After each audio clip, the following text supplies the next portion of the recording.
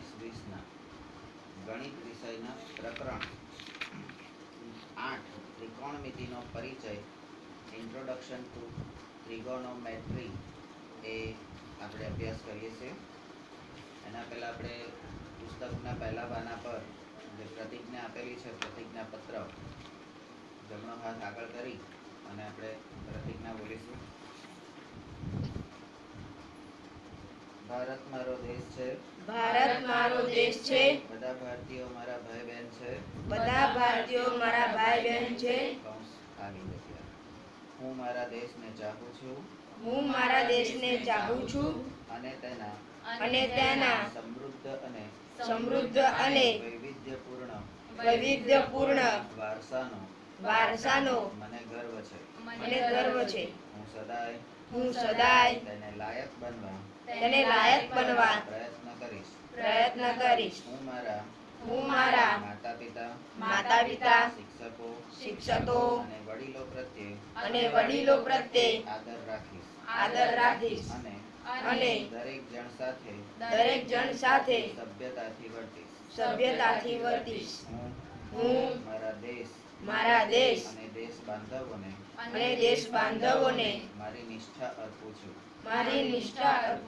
તેમના કલ્યાણ અને સમૃદ્ધિમાં જ મારું સુખ રહેલું છે. ધોરણ 10 પ્રકરણ 8 ત્રિકોણમિતિનો પરિચય, ઇન્ટ્રોડક્શન ઓફ ટ્રિગોનોમેટ્રી અથવા તો ટ્રાઇગોનોમેટ્રી. ત્રિકોણમિતિના આ પ્રકરણમાં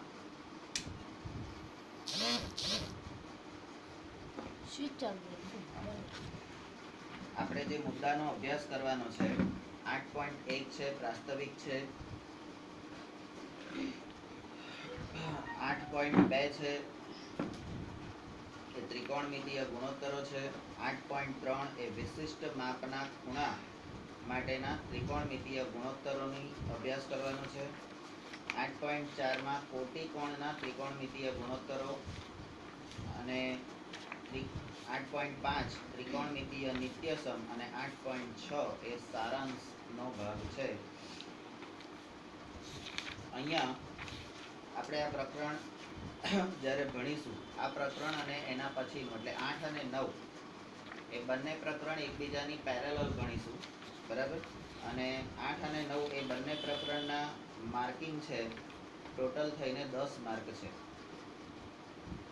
ત્રિકોણમિતિ પરિચય અને ત્રિકોણમિતિનો ઉપયોગ બંને થઈને 10 માર્ક છે, બરાબર. અને 10 માંથી આપણે જેટલા ખેંચી શકીએ તેટલા ખેંચી શકાય છે, બરાબર.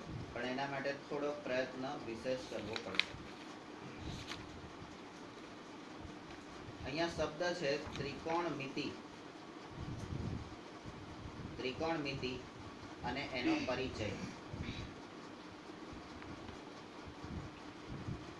બરાબર.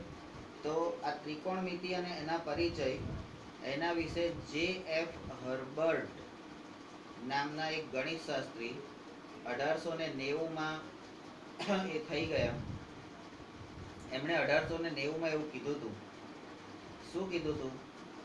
તો there is perhaps nothing which so occupies,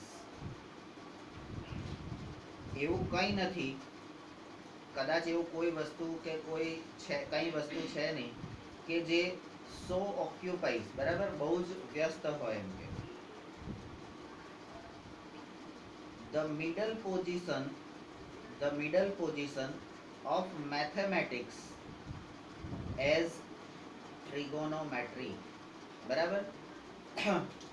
ગણિતનું મધ્યમાન એટલે ગણિતનો મધ્યક આપણે કહીએ. મિડલ પોઝિશન એટલે ગણિતનું સૌથી વચ્ચેનું મહત્વનું જે ભાગ છે એ ત્રિકોણમિતિ છે અને એનાથી વધારે કશું છે નહીં, બરાબર. આવું આ માને છે કે ત્રિકોણમિતિની અંદર એટલે ગણિતની અંદર આ ત્રિકોણમિતિનું મહત્વ એટલું બધું વધારે છે કે એ એના સેન્ટરમાં રહેલું છે. કારણ કે ત્રિકોણમિતિ સિવાય તમે ગણિતને કરી ના શકો એવું આ લોકો કહે છે, બરાબર. તો એવા ચેપ્ટરનો આપણે અભ્યાસ કરીએ છીએ અને એ ચેપ્ટરનો આપણે ધ્યાન ઉપર લઈશું કે કેમ અગત્યનું છે. જેને 10મા ધોરણ પછી સાયન્સ લેવાનું છે અને સાયન્સમાં મેથ્સ ગ્રુપ રાખવાનું છે, ગણિતના એટલે એન્જિનિયરિંગ ગ્રુપ રાખવાનું છે, એ લોકો માટે આ 2 ચેપ્ટર એ અગત્યના છે ભણવા માટે.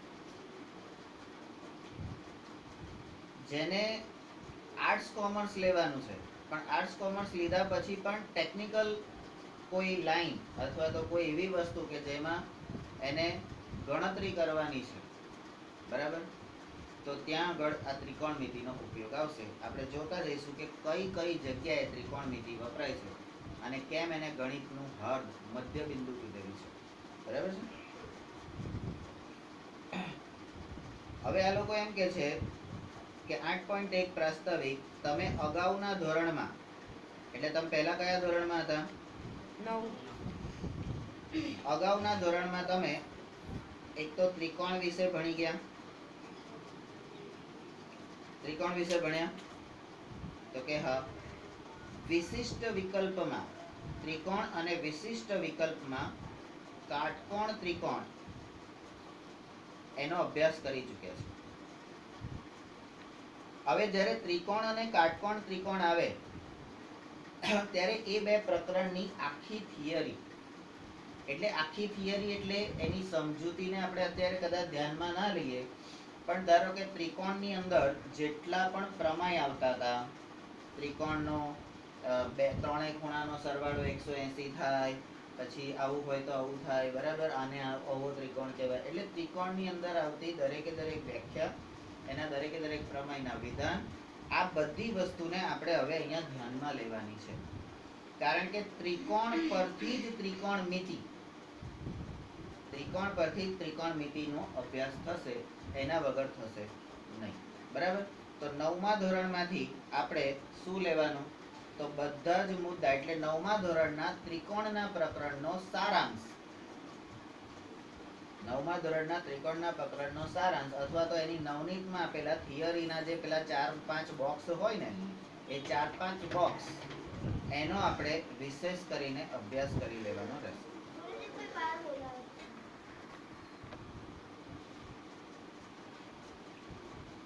તો ત્રિકોણમિતિમાં ત્રિકોણના બધા જ ગુણધર્મો, ત્રિકોણની વ્યાખ્યા, ત્રિકોણના બધા જ પ્રકારો, અને એમાં વિશેષ કરીને ત્રિકોણમિતિ, આખી ત્રિકોણમિતિ એ કાટકોણ ત્રિકોણ ઉપર આધારિત છે, બરાબર. હવે આપણી આસપાસમાંથી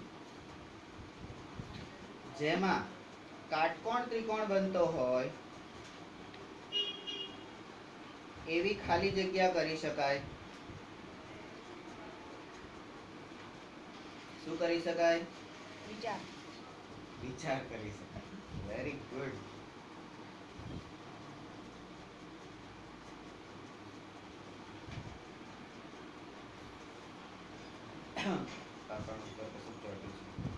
તો જેમાં કાટકોણ ત્રિકોણ બનતો હોય તેવી કલ્પના કરી શકાય એવા કેટલાક ઉદાહરણો લઈએ.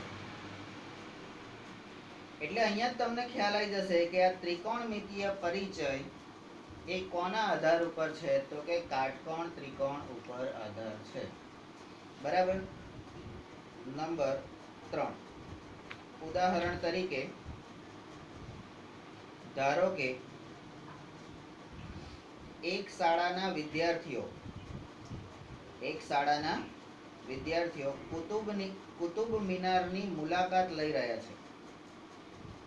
આ કુતુબ મિનાર ક્યાં આવેલો છે ભાઈ? દિલ્હી.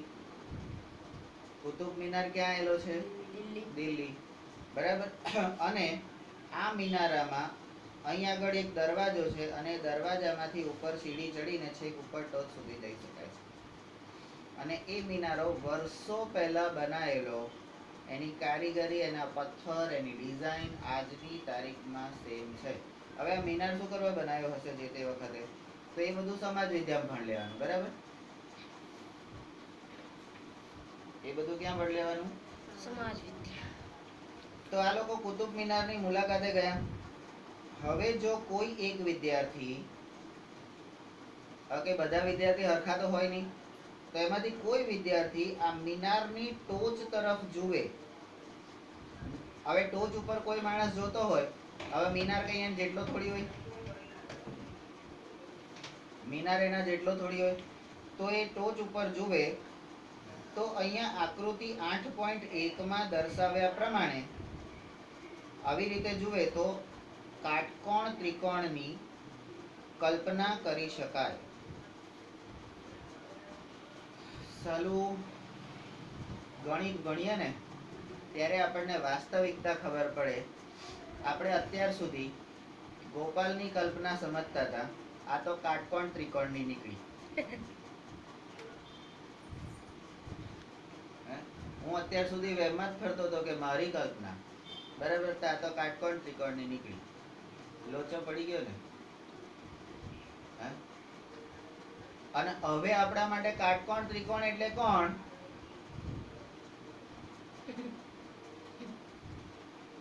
સમજી ગયા ને મોહિત કુમાર?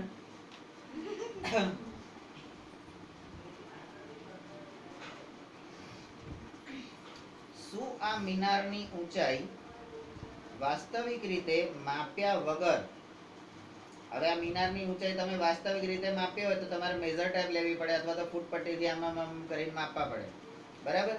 એ માપ્યા વગર વિદ્યાર્થી શોધી શકાશે? વિદ્યાર્થી શોધી શકશે એમ કે આની ઊંચાઈ કેટલી છે એ શોધવી હોય તો અહીંયા મારે શું કરવું પડશે? તો જ્યારે આવી પરિસ્થિતિ આવે ત્યારે ત્રિકોણમિતિનો ઉપયોગ આવે. માનો કે તમારામાંથી કોઈ કડિયા કામ કરે છે. તમારામાંથી કોઈ કડિયા કામ કરે છે. તો નવા મકાનનું જ્યારે તમે મુહૂર્ત કરો છો ત્યારે તમારે એને ચારે બાજુથી તમારી જે જગ્યા હોય, તમારી જગ્યા સમતળ હોતી નથી, તમારી જગ્યા ચોરસ લંબચોરસ એવી હોતી નથી. તમારે મકાન બાંધવા માટે એના કાટખૂણા મેળવવા પડે. એટલે પહેલા કોઈ પણ એક બાજુથી શરૂ કરવું પડે. એક બાજુથી શરૂ કરી એ કાટખૂણો મેળવ્યો, એની સામેનો એટલે ચતુષ્કોણની સામેનો કાટખૂણો, આ કાટખૂણો મળ્યો તો એની સામેનો કાટખૂણો પેલો મેળવવાનો. આ બે મળ્યા એટલે અહીંયાથી અહીંયા આગળ મેળવવાનું. હવે અહીંથી અહીંયા એટલે એમ ચારે બાજુના કાટખૂણા જ્યાં સુધી ના મળે, ચારે બાજુના કાટખૂણા ના મળે એટલે ચતુષ્કોણને બે વિકર્ણથી જ્યાં સુધી ભેદો નહીં ત્યાં સુધી તમારું મકાન ચોરસ કે લંબચોરસ થતું નથી. તો કડિયા કામની અંદર પણ તમારે ત્રિકોણમિતિનો જ ઉપયોગ આવવાનો છે, કારણ કે કાટખૂણો કર્યા વગર કશું થવાનું નથી. તમારે કોઈ ફર્નિચર બનાવવું છે, મિસ્ત્રી કામ કરવું છે. હવે તમે અહીંયા આગળથી જોઈ શકો છો કે આ સામે આપણા કબાટની અંદર એક ડ્રોવર છે. એ ડ્રોવરની અંદર એક ખાનું છે, બરાબર? એ ખાનાની ઉપલી ધાર તમે જુઓ, સહેજ ખુલ્લી છે, બરાબર? એકચ્યુઅલી શું થવું જોઈએ? એણે ધાર કેવી બનાવવી જોઈએ? કટોકટ બનાવવી જોઈએ. જેમ નીચેની અડી ગઈ છે એવી રીતે ઉપર પણ પેકે પેક હોવી જોઈએ. એની સહેજ કટ છે એટલે એને માપ લેવામાં ક્યાં ભૂલ કરી છે. કાટખૂણો બરાબર નથી મેળવ્યો. તમે જોઈ લો, કાટખૂણો બરાબર મેળવ્યો નથી. તો મિસ્ત્રી કામમાં પણ કાટખૂણો આવશે. તમારા જીવનમાં ક્યારેક એવી પરિસ્થિતિ આવશે, અને એમાં સ્પેશિયલી છોકરીઓના જીવનમાં તો આવી પરિસ્થિતિ આવે જ છે. તમે એક બિંદુ પર ઊભા છો, તમને એમ કહેવામાં આવશે પિયરની પસંદગી કરો કે સાસરીની પસંદગી કરો, બરાબર? પિયરની પસંદગી કરો, સામેની બાજુ, અથવા તો પાસેની બાજુ, સાસરીની પસંદગી કરો, બરાબર? તો એ બે માંથી તમારે કોઈની પસંદગી કરવાની. ત્યારે આપણે શું કરવાનું? તો આપણે અહીંથી લંબ દોરી દેવાનો અને પિયર અને સાસરી વચ્ચે જોડતો એક રેખાખંડ દોરી દેવાનો, જેને આપણે કર્ણ કહીએ છીએ, બરાબર? આપણે મધ્યમ માર્ગ અપનાવવાનો, બરાબર? તમારા જીવનમાં પણ ક્યારેક આવા બે રસ્તા આવશે, આમ જવું કે આમ જવું. હા, લાડુ ખાવું કે ના ખાવું, બરાબર? તો મધ્યમ માર્ગ અપનાવો. અને આ બે રસ્તાને જોડતો મધ્યમ માર્ગ, ધેટ ઇઝ તમારો કાટખૂણો. બરાબર? ચલો, તમને પસંદગી કરવાની કીધી, તમે કોની પસંદગી કરશો? પિયરની કે સાસરી? મધ્યમ. બરાબર? જો ભાઈ, થોડુંક તમારું, થોડુંક મારું. તમે મારા મા બાપ, એ મારા મા બાપ. તમે મારા, એ મારા. બરાબર? તો અહીંયા આ વસ્તુ આપણે ધ્યાનમાં રાખવાની રહેશે. એક બીજું ઉદાહરણ છે. ધારો કે એક છોકરી, હવે આ બધી વાસ્તવિકતાઓ બનવા માંડી છે ધીમે ધીમે. એક છોકરી નદી કિનારા પર રહેલા એના ઘરની, કારણ કે એનું ઘર કયું? ત્યાંનું. અને એ ઘર ક્યાં છે? નદી કિનારે. તો નદી કિનારા પર રહેલા એના ઘરની અગાસી પર બેઠી છે અને તે નદીના બીજા કિનારા તરફ આવેલા મંદિરના પગથિયા પર રહેલા ફૂલોના કુંડાને જુએ છે. બરાબર? આ પરિસ્થિતિમાં પણ આકૃતિ 8.2 માં બતાવ્યા પ્રમાણે કાટકોણ ત્રિકોણ બનતો હોય તેવી કલ્પના કરી શકાય. જો તમે જાણતા હો કે નિરીક્ષણ કરનાર વ્યક્તિ, હવે આ આપણા માટે અગત્ય, નિરીક્ષણ કરનાર વ્યક્તિ કેટલી ઊંચાઈ પર બેઠી છે, એ તમે એની ઊંચાઈ જો જાણી શકો, બરાબર, તો શું તમે નદીની પહોળાઈ શોધી શકશો? હવે અહીંથી ઊંચાઈ મળી ગઈ, ત્યાંથી તમારે કોણ બન્યો? મંદિરના પગથિયા. તો તમે એની પહોળાઈ પણ જાણી શકશો કે નદી કેટલી પહોળી છે. બરાબર? તો આપણે આ રીતે આગળ વધવાનું છે. હવે એક ત્રીજું ઉદાહરણ છે. બરાબર? તો જો આ લોકો પણ કેવું સમાનતા રાખે છે. પહેલા એક છોકરો વિદ્યાર્થી, બરાબર, પછી એક છોકરી, અને હવે નિર્જીવ વસ્તુ. ધારો કે ગરમ હવાવાળું એક બલૂન, ગરમ હવાવાળું એક બલૂન. હવે આ ગરમ હવાવાળું એટલે હાઇડ્રોજન. ગરમ હવાવાળું એટલે હાઇડ્રોજન વાળું આ બલૂન એટલે ફુગ્ગો. બરાબર? આપણે ઘણી મોટી મોટી કંપનીની ઉપર અથવા તો પિક્ચરમાં ઘણી વખત આવું જોઈએ છે કે નીચેથી સળગાવે એટલે એ બલૂન જેમ જેમ ગરમ થાય એમ એમ ઉપર ઉડે. બરાબર? પછી એને દોરી બાંધેલી હોય એટલે એનાથી એને પાછી લાવી દેવાની. સમુદ્ર કિનારે આવા બધા રાઈડ હોય છે. વચ્ચે કાંકરિયામાં થઈ હતી, 175 રૂપિયા પર રાઈડ. 10 મિનિટની રાઈડ હોય એટલે તમને નીચેથી ઉપર લઈ જાય, 10 મિનિટ સુધી હવામાં લટકાવે અને તમારે પાછા આવી જવાનું. 175 રૂપિયા. અત્યારે લગભગ એ ચાલુ છે કે નહીં મને ખબર નથી. બરાબર? તો આ ગરમ હવાવાળું એક બલૂન હવામાં ઉડી રહ્યું છે. હવામાં ઉડી રહ્યું છે. હવે આ બલૂનને દોરી બાંધેલી નથી. આકાશમાં રહેલા આ બલૂનને એક છોકરી જુએ છે. બરાબર? તો આ છોકરીઓને કઈ કામ ધંધો ના હોય, ખબર પડી ગઈ. આખો દાડો અહીંયા જુએ ત્યાં જુએ એવું બધું જ કરે.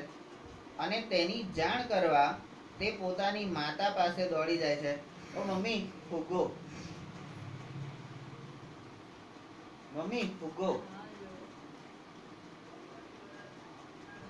મને લાયેલ ને? હવે આ બલૂનને જોવા માટે તેની માતા પણ તરત જ ઘરની બહાર આવે છે. એમને કઈ કામ ધંધો ના હોય. એવું ના હોય, છોકરું કે ને તમે ના જાઓ એની જોડે, તો છોકરાને તમારી પર અવિશ્વાસ જન્મે. બરાબર? હા, 1 મિનિટ પછી આવું અથવા તો 1-2 મિનિટ આટલું પતાવી દઉં અને ફટાફટ આપણે કંઈક કામ કરતા હોય તો એક થોડીક વાર માટે એને રોકી અને જઈ આવવું જોઈએ. બરાબર? પણ એ બધી સગવડ જ્યાં ગેસની ને સ્ટવની સગવડ હોય ત્યાં થાય. ચૂલો કરેલો હોય તો મમ્મી બલૂન તો મમ્મી બલૂન પર ચૂલો હળગતો મૂકીને જવાય નહીં. જવું હોય તો શું કરાય?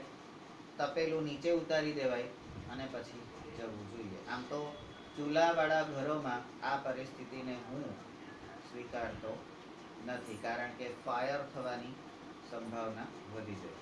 બરાબર? તો અહીંયા તો મોટા ઘરમાં રહે છે એટલે ગેસ બેસ બધી સગવડ છે, તો મમ્મી પણ ઘરની બહાર આવે છે બલૂન જોવા માટે. હવે ધારો કે છોકરીએ જ્યારે આ બલૂનને પ્રથમ વાર જોયું, ત્યારે એ બલૂન એ ઉપર હતું, બિંદુ એ પર હતું. બરાબર? આવી પરિસ્થિતિ આપણી જોડે ઘણી વખત થાય છે. યાદ કરો કઈ પરિસ્થિતિ આવી હોય. તો કલ્પના, જો પેલું વિમાન, હવે જ્યારે તમે વિમાનને જોયું હશે ને ત્યારે વિમાન અહીંયા હશે. તમે જ્યારે અહીંયાથી એ વિમાન આમ જાય છે, તમે કલ્પનાને બતાવો છો ત્યાં સુધી એ વિમાન આમથી આમ જાય, એટલે તમે કહો જો પેલું વિમાન, તો પેલી કલ્પના આ બાજુ જુએ, પણ વિમાન તો આ બાજુ જતું રહ્યું. એટલે પછી એટલે હા જો પેલું રહ્યું. બરાબર? હવે એ કોઈ ત્રીજાને બતાવશે ત્યાં સુધી તો વિમાન પેલી બાજુ જતું રહ્યું. બરાબર? આવી પરિસ્થિતિ અમારી જોડે ઘણી વખત થઈ છે એરપોર્ટ પર. હવે જ્યારે માતા અને પુત્રી બંને સાથે બલૂનને જુએ છે, જ્યારે છોકરીએ જોયું હતું ત્યારે અહીંયા હતું, હવે બંને જણ સાથે જુએ છે ત્યારે ત્યાં છે. બરાબર? તો ત્યારે આ બલૂન બિંદુ બી સુધી પહોંચી ગયું છે. શું તમે બિંદુ બી નું જમીનથી શિરોલંબ અંતર, બરાબર? હવે લંબ એટલે આપણને ખબર જ છે. લંબ વિશેની માહિતી આપણી પાસે છે? તો કે હા. તો કે લંબ શું કામ કરે? તો સરખા ભાગે દુભાગે. પછી લંબ બીજું શું કામ કરે? તો કે કાટખૂણો બનાવે. બરાબર? તો હવે કોઈ પણ રેખા કાટખૂણો બનાવતી હોય, તો એ ત્રિકોણ કેવો કહેવાય? કાટકોણ. બરાબર? એટલે એક જ વાક્યમાં અથવા એક જ શબ્દમાં સમજવું હોય તો ત્રિકોણમિતિ એટલે શું? કાટકોણ, ત્રિકોણ. હવે તમને એમ સ્વાભાવિક રીતે કાટકોણ ત્રિકોણ આવે એટલે પેલો પાયથો યાદ આવવો જ જોઈએ. કાટકોણ ત્રિકોણમાં એક ખૂણો કાટખૂણો હોય તો, એટલે આ કાટકોણ ત્રિકોણમાં એક ખૂણો કાટખૂણો હોય તો જ એને કાટકોણ ત્રિકોણ કહેવાય. પણ આપણે પાયથો પ્રમેય કયો છે? કોઈ પણ ત્રિકોણમાં એક ખૂણો કાટખૂણો હોય તો તેની બે બાજુઓની વર્ગોનો સરવાળો કર્ણના વર્ગની લંબાઈ જેટલો થાય. આવો તમારો કાટકોણ ત્રિકોણનો પ્રમેય છે. એટલે કાટકોણ ત્રિકોણ આવે એટલે પાયથો યાદ કરવાનો, અને પાયથો યાદ આવે એટલે કર્ણનો વર્ગ બરાબર a બાનો વર્ગ વત્તા b બાનો વર્ગ. બરાબર? આવી રીતે તમે એને કરી શકો. હવે આપણે એને થોડુંક સરળ બનાવીએ. આ તો થોડું a બા ને b બા કીધું. બરાબર? હવે બધાને a બા b બા ના કહેવાય. તો કે શું કહેવાય જોઈએ. ઉદાહરણ પછી નંબર 4. હવે તમે જુઓ પહેલી આકૃતિમાં એક વિદ્યાર્થી બતાવ્યો છે. અહીંયા આગળ એક વિદ્યાર્થી બતાવ્યો છે.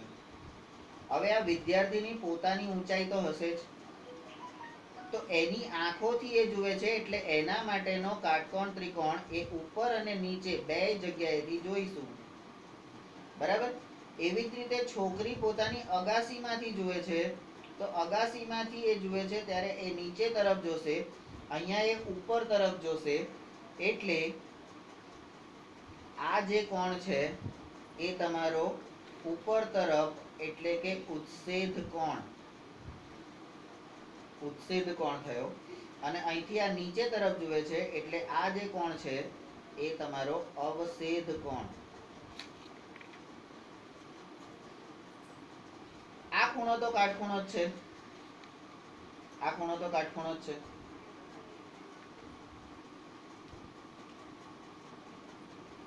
બરાબર. તો હવે શું, અહીંયાથી આ મળી ગયું, કાટખૂણાથી કર્ણ મળી ગયો, તો હવે અહીંથી આ આટલું આપણે શોધવાનું છે. બરાબર. ચલો હવે અહીંયા બે પરિસ્થિતિ ઊભી થઈ.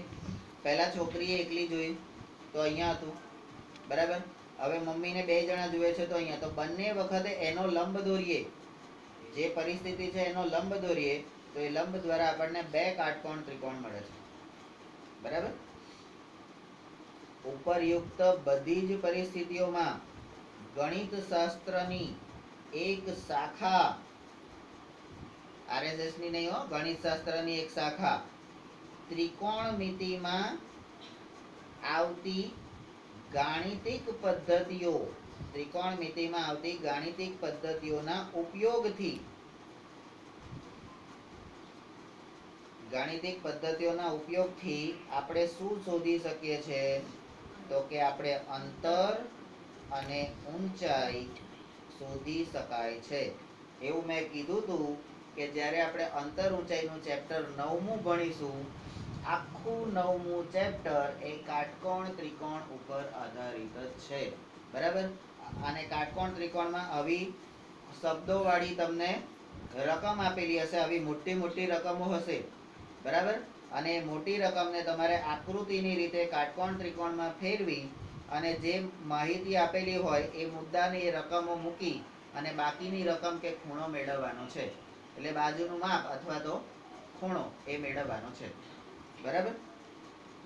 તો અંતર ઊંચાઈ મેળવી શકાય છે ત્રિકોણમિતિમાં આવતી ગાણિતિક પદ્ધતિ. હવે અંગ્રેજી શબ્દ ટ્રિગોનોમેટ્રી એ 3 ગ્રીક શબ્દો, ટ્રાય એટલે 3, ગોન એટલે બાજુ અને મેટ્રોન એટલે કે માપ. બરાબર.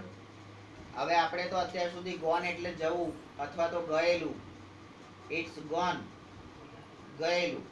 બરાબર. તો હવે તો આ લોકો કે ગોન એટલે બાજુ. તો પણ ગુરુજી આપણે અંગ્રેજીમાં તમે એવું નતું શીખવાડ્યું કે સાઈડ એટલે બાજુ? હે, સાઈડ એટલે બાજુ એવું નતું કીધું? પછી તમે બીજું તો એવું કહેતા હતા બાજુમાં હોય તો કે બિસાઇડ્સ, ની બાજુમાં. બરાબર. તો તમે હવે યાર આ ગણિતમાં આવું કરવાનું? ભાઈ તમે અંગ્રેજીમાં સાઈડ એટલે બાજુ કહેતા હતા, ગણિતમાં અને એમાંય સ્પેશિયલી ત્રિકોણમિતિમાં આ ગોન એટલે બાજુ. અને આ ગોન એ મારી ભાષામાં નથી, ગ્રીક ભાષામાં એ ગોનનો મતલબ બાજુ થાય છે. અંગ્રેજીમાં સાઈડ થતું હશે. એટલે મેં તમને ખોટું ભણાયું નથી, પણ તમે નવી ભાષા શીખો છો. હવે તમે જો આખા તમારા ગણિતના આખા બુકમાંથી આ ગ્રીક ભાષાના જે શબ્દો છે એને લઈ લો અને એ ગ્રીક ભાષાના શબ્દોને ગુજરાતીમાં શું કહેવાય એનું તમે એક આખું પેજ બનાવી દો. બરાબર. એક આખું પેજ બનાવી દો તો આપણે છાતી ઠોકીને કહીએ કે તમે ગણિતની ભાષામાં ગ્રીક ભાષા તમને આવડી જાય. એટલે અહીંથી કદાચ તમને લોકોને કોઈને ગ્રીસ ભણવા મોકલું તો વાંધો ના આવે, તમે એમની ભાષા બોલી શકો. પણ શેમાં? ગણિત ભણવા ગયા હોય તો. બરાબર. બાકી તો લોચો. તો મેટ્રોન એટલે માપ. હવે અત્યાર સુધી આપણે માપને શું કહેતા હતા? મેઝરમેન્ટ. બરાબર. માપને મેઝરમેન્ટ કહેતા હતા ને? બરાબર. હવે એને મેટ્રોન કહેવાનું, પણ કઈ ભાષામાં? ગ્રીક ભાષા. બરાબર. નંબર 6. હવે ખરેખર તો ત્રિકોણમિતિ, આ ત્રિકોણમિતિ શું છે ખરેખર? આ ત્રિકોણમિતિ એ ત્રિકોણની બાજુઓ અને ખૂણાઓ વચ્ચેના સંબંધનો અભ્યાસ છે. એટલે ત્રિકોણમિતિની વ્યાખ્યા થઈ ગઈ અહીંયા. બરાબર. ત્રિકોણમિતિ શું છે? તો કે ત્રિકોણની બાજુઓ. એટલે ત્રિકોણની કેટલી બાજુઓ? ત્રિકોણની કેટલી બાજુઓ? ચલો 3 બાજુઓ. તો ત્રિકોણની બાજુઓ અને એના ખૂણા, તો ખૂણા કેટલા? 3. એ બંને વચ્ચેનો સંબંધ છે, બાજુ અને ખૂણા વચ્ચેનો સંબંધ. બરાબર? તો બાજુ અને ખૂણા વચ્ચેનો સંબંધ શું થયો? તો બા બા બા અને ખુ ખુ ખુ, બા ખુ બા, ખુ બા ખુ, ખુ ખુ ખુ. બરાબર? આ બધી શરતોનો પણ આપણે ધ્યાન પર લેવું પડશે. બરાબર? નંબર 7, પ્રાચીન સમયમાં. હવે આ પ્રાચીન સમય આવે એટલે ઇતિહાસ. આ ત્રિકોણમિતિ પર થયેલ કાર્યનો ઉલ્લેખ. જૂના જમાનામાં ત્રિકોણમિતિ પર કોણે કોણે કામ કરેલું? તો કે ઇજિપ્ત વાળાએ. અને આ ઇજિપ્ત વાળાએ શું બનાવ્યું હતું? તો કે આપણને બધાને ખબર છે, પિરામિડ. ઇજિપ્ત વાળાએ પિરામિડ બનાવ્યા હતા.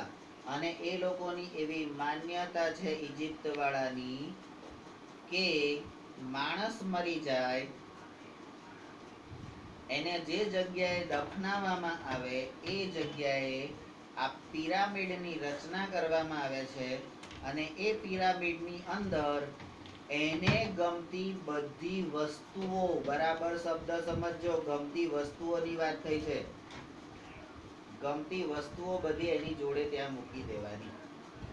એની પ્રિય બધી વસ્તુ, એની પ્રિય બાઇક હોય, એની પ્રિય સાયકલ હોય, એની પ્રિય કોઈ ગોલ્ડની ચેન હોય, કોઈ રૂપિયા પૈસા, એને જે ગમતું હોય બધું ત્યાં આગળ મૂકી દેવાનું. અને એને લોક મારી દેવાનું અને બંધ કરી દેવાનું કમ્પ્લીટલી. એને કોઈ બીજું ખોલી શકે નહીં, કોઈ ચોરી એ ના કરે.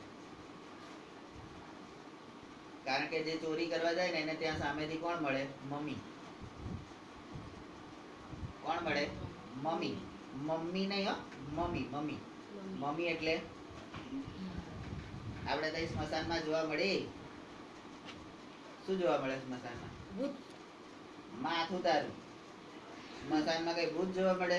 કોઈ દાડો ગયો છું સ્મશાનમાં? ક્યારે તને જોવા મળ્યું? રાતે મળે. રાતે મળે. તો ચોર ક્યારે જાય? રાતે. હા, તો એને કોઈ દાડો એને કોણ મળે? પછી ભૂત. મમ્મી મળે. ઇજિપ્તમાં મમ્મી મળે. બરાબર? તો આ ઇજિપ્ત વાળાએ એનો ઉલ્લેખ ક્યાં કરેલો છે? તો કે પિરામિડ બનાવ્યું હતું. અને બેબીલોન. આ બેબીલોન ક્યાં આવ્યું ભાઈ? તો કે મને ખબર નથી, પણ એ ગ્રીક, એથેન્સ, રોમ, આ બધી જે સંસ્કૃતિઓ થઈ ગઈ એ બાજુના વિસ્તારમાં આ દેશો બધા આવેલા છે. એમાં જોવા મળે છે. નંબર 8, હવે પ્રાચીન સમયમાં ખગોળશાસ્ત્રીઓ આ ત્રિકોણમિતિનો ઉપયોગ તમે જુઓ કઈ કઈ જગ્યાએ થાય છે. બરાબર? ખગોળશાસ્ત્રીઓ. ખગોળશાસ્ત્રી એટલે કોણ? ખગોળશાસ્ત્રી એટલે કોણ? કોણ? અલ્યા અવકાશ નહીં. આ તારા બારા બધું હોદતા હોય ને, આખો દાડો પેલા ગ્રહો તારાઓ ને એ બધું હોદ્યા કરે ને આકાશમાં રાતે બેહીને, એ બધા ખગોળશાસ્ત્રી. એ બધા ખગોળશાસ્ત્રી. બરાબર? તો એ લોકો ત્રિકોણમિતિનો ઉપયોગ પૃથ્વીથી તારાઓ અને ગ્રહો જોવા માટે. બરાબર? ખગોળશાસ્ત્રીઓ શેમાં ઉપયોગ કરતા હતા? તો પૃથ્વીથી તારાઓ અને ગ્રહોનું અંતર શોધવા માટે કરતા હતા. કારણ કે એ લોકો પેલો તારો બતાવે કે પેલો ધ્રુવનો તારો છે. બરાબર? તો એ લોકો, અને ધ્રુવનો તારો આપણાથી આટલા કિલોમીટર અથવા તો આટલા માઇલ અથવા આટલા પ્રકાશ વર્ષ દૂર છે, આવું એક ખગોળશાસ્ત્રીએ કીધું. તો એ કેવી રીતે કહી શક્યો હોય? માપવા ગયો તો ફૂટપટ્ટી લઈને, મેજર ટેપ લઈને, લેલા હોમેનો છેડો તું પકડી રાખ જાય, કેટલું કૂદ્યો, માપવા ગયો તો એને ખબર કેવી રીતે પડી? તો એ સાપેક્ષ અંતર લે છે.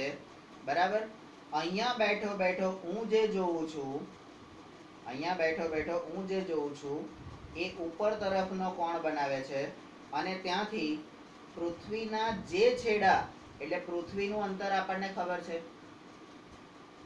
આપણી પૃથ્વીનો ગોળાર્ધ, અને એના કારણે આપણને એનું અંતર ખબર છે વિષુવવૃત્ત ને કર્કવૃત્ત ને એના પરથી કઈ જગ્યાએથી તમે જુઓ છો તો એ અંતરની સાપેક્ષે એ ત્યાં આગળ કાટખૂણો બનાવે છે કારણ કે પેલો ખગોળશાસ્ત્રી બેઠો છે અહીંયા બરાબર ખગોળશાસ્ત્રી બેઠો છે અહીંયા તારો ક્યાં છે અહીંયા અને અહીંથી એ લંબ દોરીને એ ત્યાંથી તમારો કાટકોણ ત્રિકોણ બનાવે છે અને એનાથી તારો આપણાથી કેટલો દૂર છે તો તારાનું અંતર એટલે માણસથી એટલે ખગોળશાસ્ત્રીથી તારા સુધીનું અંતર અને એ દર્શાવતો રેખાખંડ એટલે કોણ તમારો પેલો કરણિયો એ કર્ણના માપથી કર્ણના માધ્યમથી એ તમને તારાનું અંતર બતાવે છે એ અંતર કોની સાપેક્ષ હોય છે તો કે પૃથ્વીની સાપેક્ષ કારણ કે સમક્ષિતિજ ધરી પર તમે ક્યાં બેઠા છો પૃથ્વી પર તો પૃથ્વીની સાપેક્ષે એનું અંતર તમને બતાવે છે અને એ શોધવા માટે પણ ત્રિકોણમિતિનો ઉપયોગ આજે પણ આ તો તમે પ્રાચીન સમયની વાત કરો છો આજે પણ મોડર્ન સાયન્સ બરાબર એમાં યંત્ર શાસ્ત્ર મિકેનિક્સ અને ભૌતિક વિજ્ઞાનમાં વપરાતી પ્રૌદ્યોગિકી નવીન પદ્ધતિઓ એ ત્રિકોણમિતિની સંકલ્પનાઓ પર આધારિત છે હું જ્યારે 11-12 સાયન્સમાં ભણતો હતો ત્યારે ફિઝિક્સની લેબમાં પહેલી વખત જોયો એટલે ગયો ત્યારે આપણા ઘેર જે વાંદરી પાનું હોય ને પ્લમ્બરો જે ઉપયોગ કરે ને વાંદરી પાનું આ વાંદરી પાનું એ વાંદરી પાના જેવું ભૌતિક વિજ્ઞાનની લેબમાં એક સાધન મેં જોયું પણ એમાં પેલું વાંદરી પાનું આમ થોડું લંબચોરસ ટાઈપનું હોય પેલું ગોળ હોય જેને અમારા સાહેબે મને એમ કીધું આને વર્નિયર કેલિપર્સ કહેવાય વર્નિયર કેલિપર્સ હવે સાલું મને એમ થાય કે કેલિપર્સ એટલે જે અપંગ લોકો હોય એના પગે પહેરાવાના પેલા બૂટ જેને આપણે કેલિપર્સ કહીએ અને વર્નિયર એટલે કંઈક વળેલા હશે તો એવું કંઈક હશે બરાબર ત્યારે ખબર પડી કે વર્નિયર કેલિપર્સ તમને શેના માટે ઉપયોગમાં આવે છે તો કે કાટખૂણો બનાવવા માટે ઉપયોગમાં આવે વસ્તુ પકડી રાખવાની કોઈ જગ્યાએ અને એનાથી આમ કરીને માપ લેવાનું એ માપન માટેનું વપરાતું એક સાધન છે પણ એ ભૌતિક વિજ્ઞાનમાં જે તે વખતે કરતા હતા નંબર 10 હવે આ તો બધી થઈ જૂની પુરાણી ઇતિહાસની વાતો થઈ તમે છે ને પહેલા શું થયું હતું ને કોણે કર્યું હતું એ બધી પંચાત ના કરો અમારી પાસે એટલો બધો ટાઈમ નહીં તમે અમને એમ કહો આ પ્રકરણમાં અમારે શું કરવાનું છે કારણ કે અમારે તો સમજવા સાથે કોઈ લેવા દેવા નથી અમારે તો 10મા ધોરણમાં પાસ કેમનું થવાય બરાબર એનાથી વિશેષ અમારે કઈ લાગતું વળગતું નથી તો કે આ પ્રકરણમાં સારું તારે એવું કરીએ ચલો આ પ્રકરણમાં આપણે કાટકોણ ત્રિકોણમાં રહેલા લઘુકોણોની સાપેક્ષમાં હવે કાટકોણ ત્રિકોણમાં એક ખૂણો કાટખૂણો હોય તો બાકીના બે ખૂણા કેવા હોય લઘુકોણ જ હોય ને 90 કરતા ઓછા હોય તો એ લઘુકોણોની સાપેક્ષમાં તેની બાજુઓના ગુણોત્તર વિશે ચર્ચા કરીશું બરાબર એટલે ખૂણાની સામેની બાજુ બરાબર તો ધારો કે તમે કાટકોણ આ છે બરાબર તો કાટકોણની સામેની બાજુ કોણ થઈ તો કે કરણભાઈ બરાબર એ કરણભાઈની પાસેની બાજુ એટલે કાટકોણની પાસેની બાજુ તો નીચેનો પાયો અને સામેની બાજુ ઉપર બરાબર એ રીતે આપણે ધ્યાનમાં લેવાનું છે બીજું શું ભણવાનું છે આપણે તેને ખૂણાઓ માટેના ત્રિકોણમિતીય ગુણોત્તર કહીશું લઘુકોણોની સાપેક્ષે બાજુઓનો ગુણોત્તર એટલે ખૂણાની સાપેક્ષે બાજુઓનો ગુણોત્તર બરાબર એટલે ખૂણો ભાગ્યા બાજુ ખૂણો જેમ બાજુ. ખૂણો જેમ બાજુ. હવે આ ખૂણો જેમ બાજુ જે બનાવીએ એને આપણે ત્રિકોણમિતીય ગુણોત્તર કહીશું. હવે આ ગુણોત્તરનો વિસ્તાર બીજા ખૂણાઓ માટે પણ કરી શકાય છે. છતાં પણ આપણે અહીંયા આપણી ચર્ચા એ ફક્ત લઘુકોણ સુધી જ સીમિત રાખીશું. બીજા બધા કોણની સાથે આપણે મગજમારી કરીશું નહીં. બરાબર? આપણે કાટકોણ અને લઘુકોણ આ બેની જ વસ્તુ વિચારવાની. તો કાટકોણ એટલે જેનું માપ 90 હોય અને લઘુકોણ એટલે જેનું માપ 90 કરતા ઓછું હોય. પછી કે ગુરુ કોણ? તો કે નીરવ ગુરુજી. એટલે એવું નહીં, ગુરુ કોણ તો 90 કરતા મોટો હોય એને ગુરુ કહેવાય. બરાબર? હવે તમે માપો તો અહીંયા ખૂણો તમારો 90 થાય છે, કાટખૂણો થાય છે, તો કાટખૂણા કરતા મોટો થાય છે. મોટો થાય છે ને?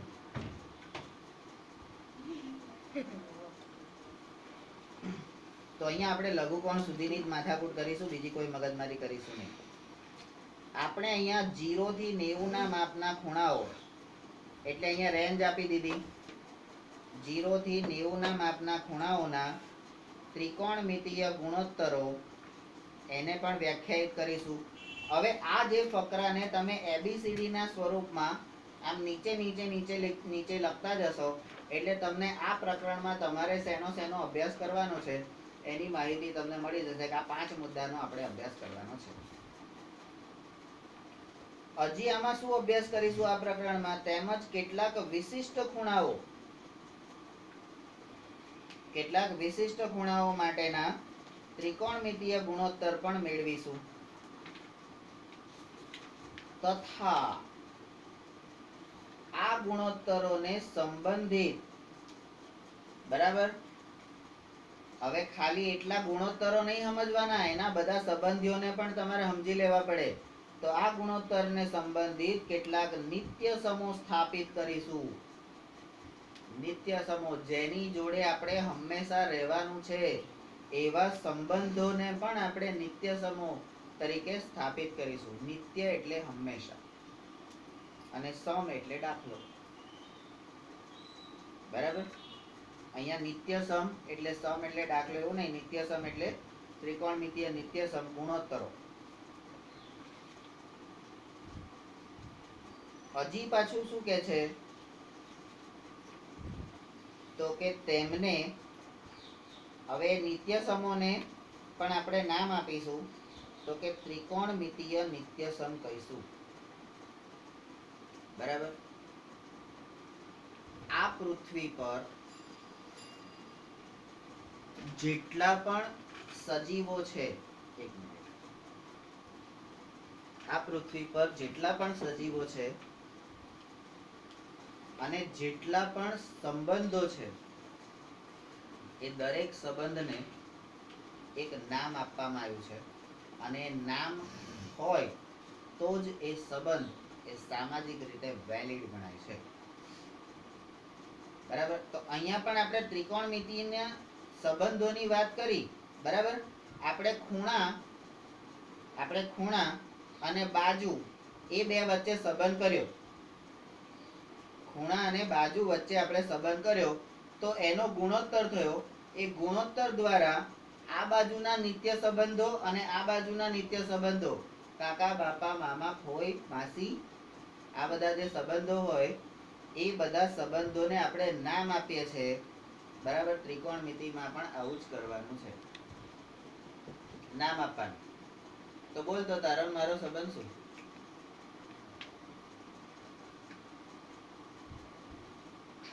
તારો મારો સંબંધ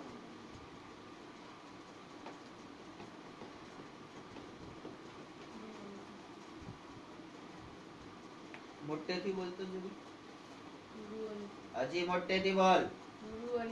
હા, સરસ, વેરી ગુડ. જોયું?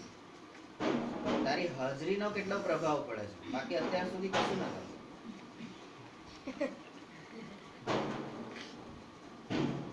કઈ ટેન્શન ના છું, કશું પ્રોબ્લેમ ઘરે થયો છે તો કેમ આમ ચડી ગયું છે? તાવ બહુ આવે છે? નતો આવવાનો નાઈ ગયો છે એવું છે? હે બહાર જવાના છે બધા? સાચું ને? તમે રડવા જેવું શું થઈ જાય?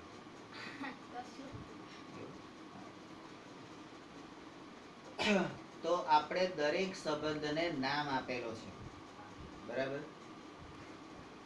મારો ને તારો સંબંધ છે ભાભીનો, ભાભીનો કે છે, બાપ દીકરીનો, ગુરુ શિષ્યનો, પછી કાકા બાપાનો, મામા ભાણીનો, બરાબર? કેટલા બધા સંબંધો થઈ ગયા. આજથી 3 વર્ષ પહેલા કોઈ સંબંધ હતા પણ છેવાડાના સંબંધો હતા. હે મામાના, કાકાના, બાપાના, સાસુના, ફોઈના, છોકરાના, છોકરાના, છોકરાને શું કહેવાય? તમારે એની વચ્ચેનો સંબંધ શું? તો આપણે ત્યાં દરેક સંબંધોને એક નામ આપેલું છે. ગમે તેવો સંબંધ હોય, દૂર સુધી એને છોકરો હોય તો શું નામ આપેલું છે? ભાઈ. ગમે તેવો સંબંધ હોય, દૂર સુધી એને કેવું છોકરી હોય તો બેન. નામ આપેલું છે ને? આપેલું છે કે નહીં આપેલું? તો અહીંયા પણ દરેક ત્રિકોણમિતિય નિત્ય સમૂહને એ ગુણોત્તરોને આપણે નામ આપીશું. અને પેલા શેક્સપિયર નામના ભાઈએ કીધું છે, અમેરિકા વાળા, નામ મેં ક્યાં રખા હૈ, તારા બાપનું ગુજારું? 1000 માણસની ભીડમાં આ ભાઈને મારે નામ વગર બોલાવો તો કેવી રીતે બોલાવો? એ ભૂરા શર્ટ વાળા તો 50 હોય એવા તો. ચલો હું બૂમ પાડું, એ અજીત કે એ કેતન, તો એવા કદાચ કેતન નામ વાળા 2 કે 3 હશે. એમાંથી હું ઓપ્શન શોધી, ભાઈ તું નહીં તું, અલે તું નહીં તું, એમ કહી શકે. પણ પેલા હવે 100 જણા આવે તો આ બોલો શું કામ હતું? અને એમાંય આપણે ઓય કહીએ, ઓય, તો ભાઈ 1000 આપણી સામે જુએ ને. બોલો શું કામ છે? તમે કોને બોલાવો? તો નામ તો જરૂરી જ છે. અને એટલા માટે એ ડફોળન ખબર નથી કે ભારતમાં આ નામકરણની જે વિધિ છે એને નામકરણ સંસ્કાર, એક સંસ્કાર તરીકે આપણે એની અંદર રેડીએ છીએ. અને નામકરણમાં સંબંધોની સમજ એને આપીએ છીએ. તમારું નામ જનરલી કોણ પાડે? ફોઈ. આ હક છે ફોઈનો, બરાબર? અત્યારે તો મોડર્ન બધા દેખાવા વાળા, મોડર્ન લોકો, મા બાપ પોતે જ નામ, હજી તો પેલું અંદર આવ્યું નહીં. એ પહેલા તો જેવા લગ્ન થાય આમ નક્કી થાય ને, જો છોકરો આવે ને તો એનું નામ પ્રથમ, અને છોકરી આવે ને તો એનું નામ પરિણીતિ. તો ભાઈ પરિણીતિ એટલે તો છોકરો છોકરી આવવાના છે, એમાં પરિણીતિ નામ પાડવાનું કોઈ જરૂર ના, પણ એવું જ નામ પાડીશું, બરાબર? મા બાપે પહેલેથી જ નક્કી કરી લીધું. પણ આપણા શાસ્ત્ર અને સમાજમાં એ હક આપણે ફોઈને આપેલો છે કે દીકરીને પારકી કરી, પણ છતાં આ ઘરમાં તારો હક છે. અહીંયા હક એટલે કઈ લઈ લેવા માટેનો હક નહીં, આ ઘર તારું જ છે એવો ભાવ એને જિંદગીભર થાય, બરાબર? આ મારા લોકો છે એવો ભાવ એને જિંદગીભર થાય. એટલા માટે એને હક પાડવામાં આવે છે, ભાઈના છોકરાનું નામ તો તારે જ પાડવાનું, તું જે કહે તને ગમતું પાડ. પણ અત્યારની ફોઈઓ પણ એવી સરસ ડાહી થઈ ગઈ છે. પહેલા તો જીદ્દી હતી, હવે ફોઈઓ ડાહી થઈ ગઈ છે. એ ભાઈ ભાભી પૂછી લે, તમે કોઈ નામ નક્કી કર્યું છે?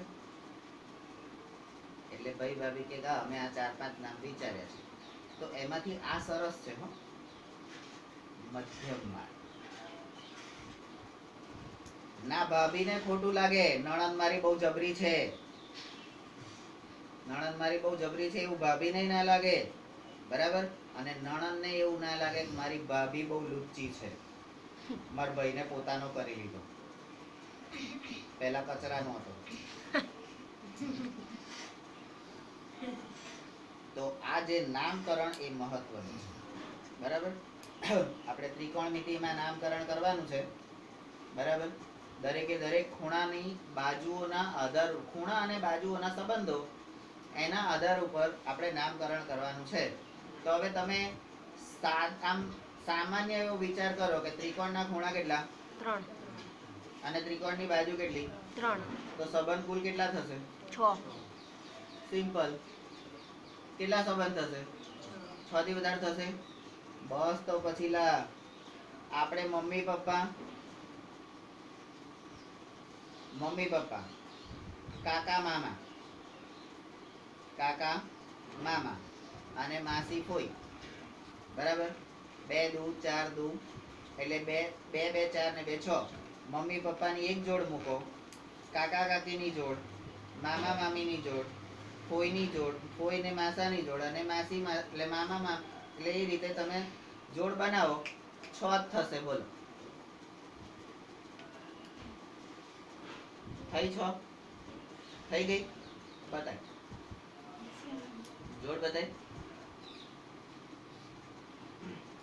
તો જીવનમાં પણ કાટકોણ ત્રિકોણની તો જરૂર પડવાની જ છે ને. આ ટ્રાયેંગલ થશે, પિયર પક્ષ અને છાસરી પક્ષ, બરાબર. ચાલો, તો મને ખબર છે ચલો કટ કરવા.